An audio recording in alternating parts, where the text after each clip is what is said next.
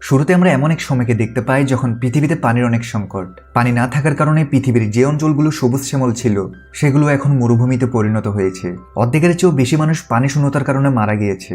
বাকি অল্প কিছু মানুষ পৃথিবীর যে জায়গাগুলোতে এখনো পানি আছে, যেখানে মোটামুটি সব পাওয়া যায়, সেখানে গিয়ে থাকছে। কিন্তু সব সময় যেটা হয়, পৃথিবীতে ধনীদের উপর যত সমস্যাই আসুক না কেন, তাতে তাদের কিছু হয় না। ঠিক এমনই কিছু এখানেও হচ্ছে। বড় বড় প্রাইভেট কোম্পানিরা মাটির একদম গভীর থেকে পানি তোলার জন্য বিভিন্ন জায়গায় পাওয়ারফুল মেশিন বসিয়ে দিয়েছে। কারণ এখনো কোথাও কোথাও এমন জায়গা আছে যেখানে মাটি থেকে পানি উত্তোলন করা যায়, আর সেখান থেকে যতটুকু পানি বের হয় সেগুলোকে তারা শহরে সাপ্লাই করে দেয়, যেখানে ধনীরা বসবাস করে। কিন্তু বেচারা গরিবরা গ্রামে বসবাস করতে বাধ্য। তাদের মধ্যে হোমস নামের একটা পরিবার আছে, যেখানের মধ্যে একজন পিতা নেস্ট, মা ক্যাথরিন, বড় মেয়ে ম্যারি আর ছোট ছেলে জেরোম অনেক কষ্ট করে এই পরিবার গ্রামে থেকে বসবাস করছে। নেস্টের অনেক বড় একটা জমি আছে, যেখানে তার পিতা চাষবাস করত। কিন্তু পানির অভাবের কারণে নেস্ট জমিটিতে কৃষিকাজ করতে পারছিল না। সে সরকারের সাথে কথা বলেছে যে আমার জমি এখনো উর্বর আছে, অর্থাৎ এখানে পানি দিলে ফসল ফলানো সম্ভব। তবে কারো থেকে নেস্টের কথাই বিশ্বাস হয় না। তাই নেস্ট নিজেই জমি খনন করতে থাকে, এই আশায় যে এখান থেকে ভাগ্যক্রমে কোনো পানি বের হলে সে আবার চাষবাস করতে পারবে এবং সেই ফসলগুলো বিক্রি করে পানির অভাবকে নিজের পরিবারের জন্য পূরণ করতে পারবে। একদিন নেস্টের জমিতে, যেখানে সে পানি বের করার জন্য মেশিন লাগিয়েছিল, সেখানে দুজন চোর চলে আসে, যারা সেই মেশিনটাকে চুরি করতে এসেছে। নেস্ট এটা জানতে পেরে সে দ্রুত তার গান নিয়ে সেখানে পৌঁছায়। আর চোররা যখনই জানতে পারে নেস্ট এখানে এসে গিয়েছে, তখন তারা বাহানা করে যে আমরা তো অনেক দূর থেকে এসেছি, আমাদের একটু পানি দিলে অনেক উপকৃত হতাম। এটা বলেই সে চোর তার কাছে থাকা গান বের করে যেন সে নেস্টকে গুলি করতে পারে। কিন্তু নেস্ট এমন চোরদের সাথে প্রতিদিন মোকাবেলা করত, তাই সে দ্রুত চোরটি শুট করার আগেই তাকে গুলি করে মেরে ফেলে। নেস্ট তার মেশিন চেক করতে আসে, তখন বেচারা জানতে পারে এখান থেকে যে অল্প পানি বের হতো সেগুলো এখন শেষ হয়ে গিয়েছে। তার মানে এখন তাকে দূরের কোনো একটি জায়গায় গর্ত করে মেশিন লাগাতে হবে যেন সেখান থেকে পানি বের করা যায়। নেস্ট জেরোমের সাথে ওয়াটারম্যানের কাছে আসে। আসলে ওয়াটারম্যান এমন লোকদের গ্রুপ যারা প্রাইভেট কোম্পানির জন্য কাজ করে, যেমন বড় বড় মেশিন লাগিয়ে পানি উত্তোলন করা, যেগুলোকে তারা শহরে সাপ্লাই করে দেয়। নেস্ট এদেরকে মদ বা খাবার পানি ডেলিভার করার কাজ করে। সে শহর থেকে সব জিনিসগুলোকে নিজের গাধার পিঠে করে এনে এই ওয়াটারম্যানদের দিয়ে দেয়। এই ওয়াটারম্যানদের মধ্যে ম্যাক্স নামের এক লোক রয়েছে, যার সাথে নেস্টের ভালো সম্পর্ক রয়েছে।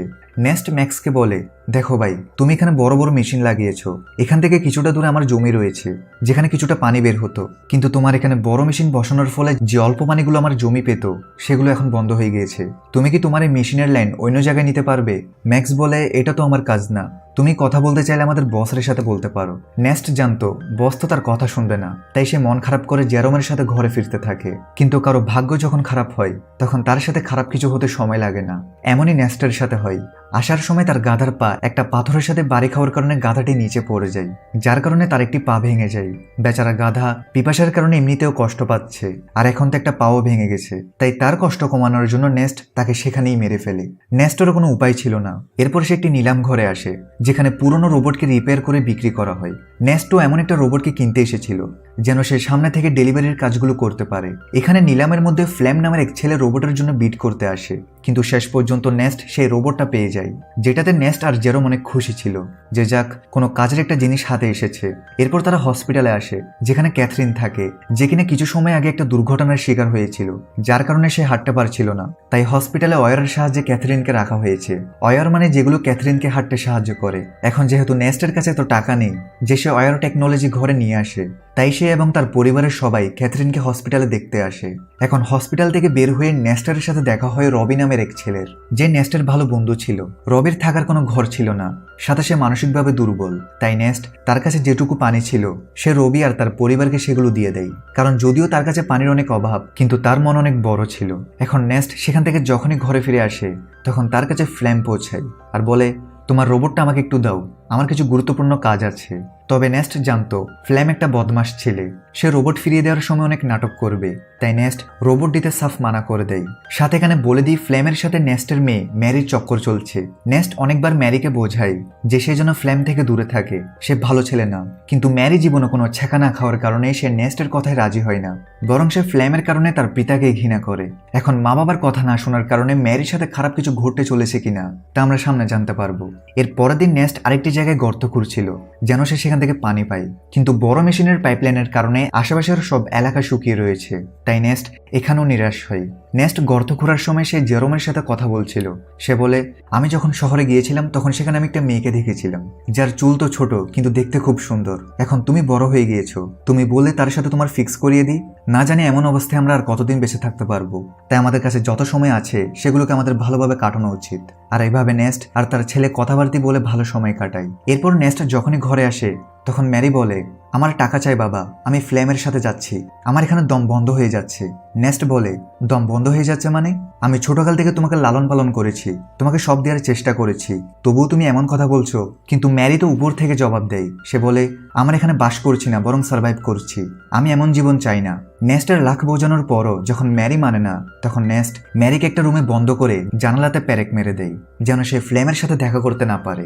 যার পরে নেস্ট যখনই সাপ্লাই দেওয়ার জন্য শহরে যাচ্ছিল তখনই সে জানতে পারে তাদের গ্যারেজ থেকে রোবট গায়েব। এটা দেখে তার অবস্থা খারাপ হয়ে যায়, সে টেনশন করতে থাকে। সে বুঝতে পারে এই কাজটা ফ্লেম ছাড়া আর কেউ করতে পারে না, তাই সে সেখান থেকে দ্রুত ওয়াটারম্যানের কাছে আসে, যেন তাদের জিজ্ঞাসা করতে পারে যে ফ্লেম এখানে এসেছে কিনা। কিন্তু সে সেখানে আসতেই ম্যাক্স আর বাকি ওয়াটারম্যানরা মিলে তার উপর আক্রমণ করে দেয়, আর সবাই মিলে তাকে মারধর করতে থাকে। তাদের কথা অনুযায়ী তুমি আমাদের সাপ্লাই চুরি করেছো, যেটা আমাদের কষ্ট অর্জিত ছিল, সেটা হয়তো তুমি অন্য কোথাও বিক্রি করে দিয়েছো।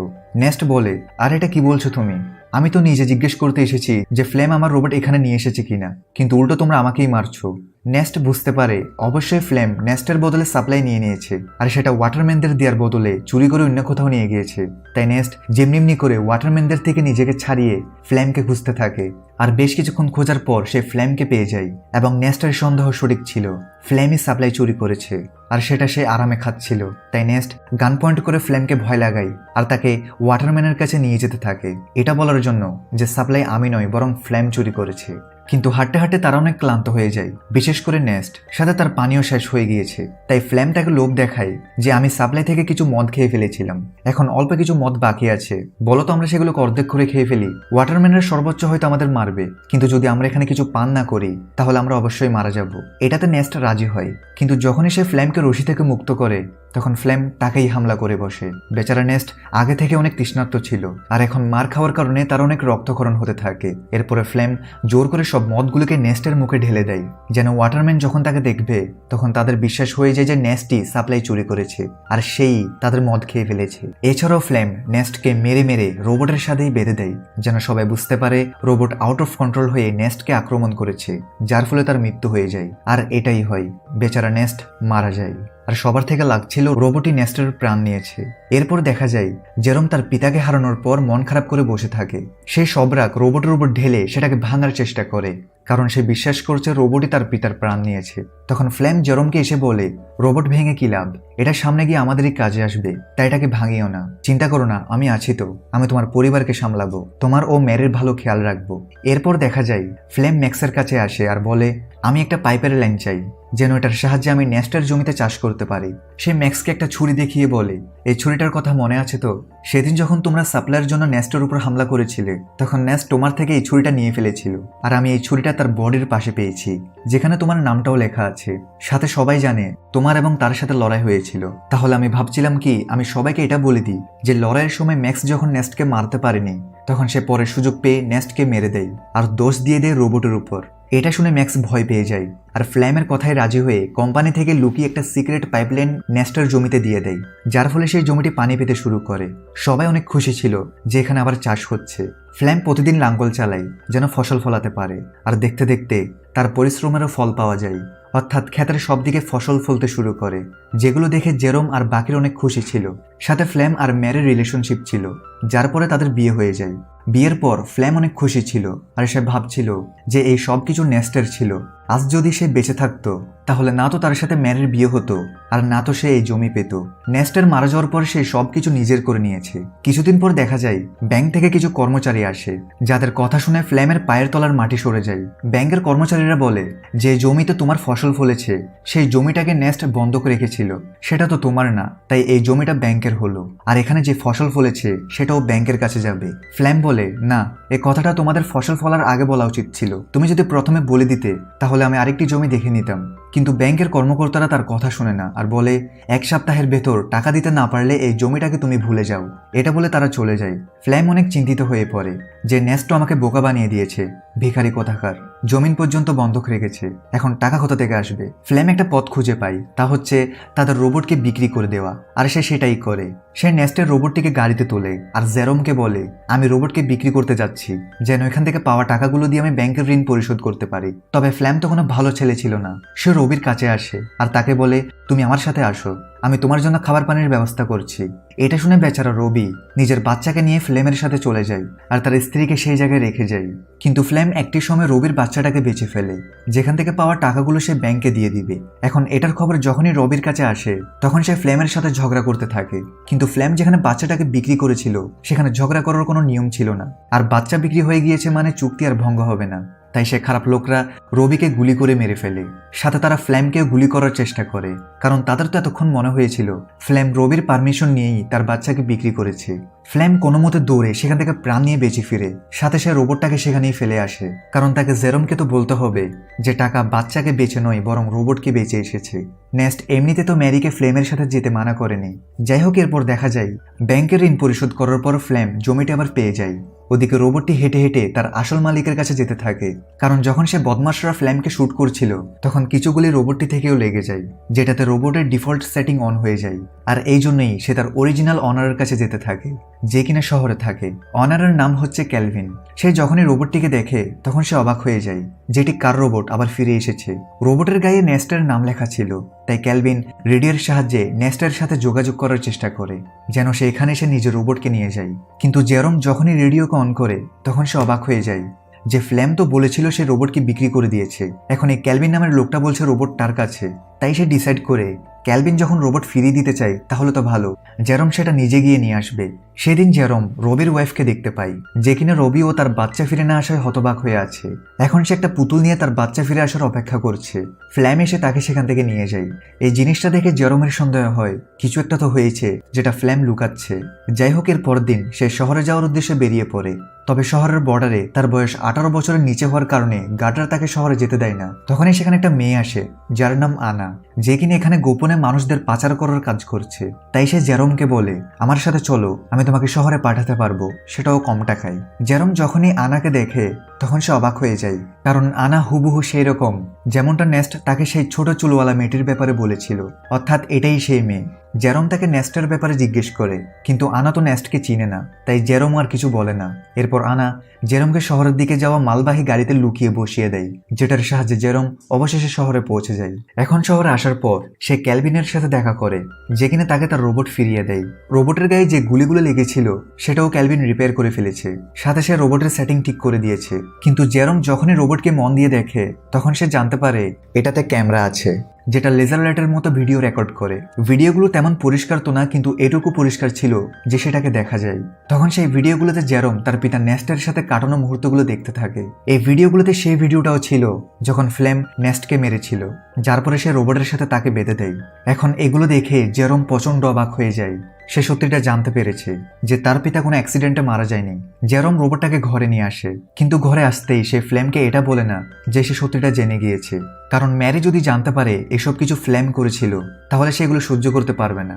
এর উপরে সে প্রেগনেন্ট। তাই জেরোম একটা প্ল্যান করে আর ফ্লেমকে বলে আমি শুনেছি রবি তোমাকে ডাকছে। এটা শুনে ফ্লেম টেনশন করে যে রবি তো মারা গিয়েছে, এখন এটা কোন রবি ডাকছে। তাই সে জেরোমকে বলে হতে পারে সেটা অন্য কেউ। এখন প্ল্যান ফেল হতে দেখে জেরোম একটা লেটার লিখে ফ্লেমকে পাঠায়, যেন এটা পরে ফ্লেম থেকে মনে হয় এটা রবি পাঠিয়েছে। ফ্ল্যাম দেখে রবি তাকে সেই জায়গাটায় আসতে বলছে যেখানে নেস্ট মারা গিয়েছে। ফ্ল্যাম বুঝতে পারে কিছু তো গন্ডগোল আছে, আমার থেকে সেখানে গিয়ে দেখতে হবে। তাই সে সেই জায়গাটাই যায় যেখানে সে নেস্টকে মেরেছিল। কিন্তু একটি সময় সে ভুলে গর্তে পড়ে যায়, যেখানে পড়ে যেতেই তার পা ভেঙে যায়। সে সাহায্য চাইতে থাকে, তখনই তার সামনে জেরোম আসে, যার হাতে ছিল একটি গান। তাকে এত আগে দেখে ফ্ল্যাম বুঝতে পারে জেরোম সবকিছু জেনে গিয়েছে, আর এই সব কিছু জেরোমের প্ল্যান ছিল। ফ্ল্যাম তাকে বলে দেখো, যা হয়েছে আমি তার জন্য দুঃখিত, কিন্তু দেখো আমি ম্যারি আর তোমার কত খেয়াল রেখেছি। যদি আমার কিছু হয়ে যায় তাহলে ম্যারি এগুলো সহ্য করতে পারবে না, তাই আমাকে যেতে দাও। কিন্তু জেরম তার কথা শোনে না আর সোজা তাকে গুলি করে মেরে ফেলে। এরপর দেখা যায় সে রোবটটির মেমোরি রিসেট করে দেয় যেন ম্যারি এই ব্যাপারে কোনোদিনও জানতে না পারে। সে চায় না ম্যারি সত্যিটা জানো। কিছুদিন চলে যাওয়ার পর যখন ফ্লেম ঘরে আসে না তখন ম্যারি অনেক টেনশন করতে থাকে। জেরম বলে সে কখনো ভালো মানুষ ছিলই না, সে তোমাকে ছেড়ে চলে গিয়েছে। এটা শুনে ম্যারি অনেক দুঃখী হয় আর নিজের মন থেকে ফ্লেমের জন্য ভালোবাসা বের করে দেয় এবং উল্টো তাকে ঘৃণা করা শুরু করে। জেরম খুব ঠান্ডা মাথায় তার বদলা নিয়েছে। এরপর থেকে জেরম আর ম্যারি ঘর চালানো শুরু করে। এখন তো তাদের কাছে জমিও আছে যেটাতে চাষ হওয়া ফসল বিক্রি করে তারা তাদের মাকে ঘরে নিয়ে আসবে। আর এই মিক্স ফিলিং এর সাথে এই মুভি এখানেই শেষ হয়। ভিডিও ভালো লাগলে লাইক করে দাও আর চ্যানেলকে সাবস্ক্রাইব করে না থাকলে সাবস্ক্রাইব করে বেল আইকন অল করে রেখো। দেখা হচ্ছে নতুন কোনো ভিডিওতে। সবাই ভালো থাকো, সুস্থ থাকো।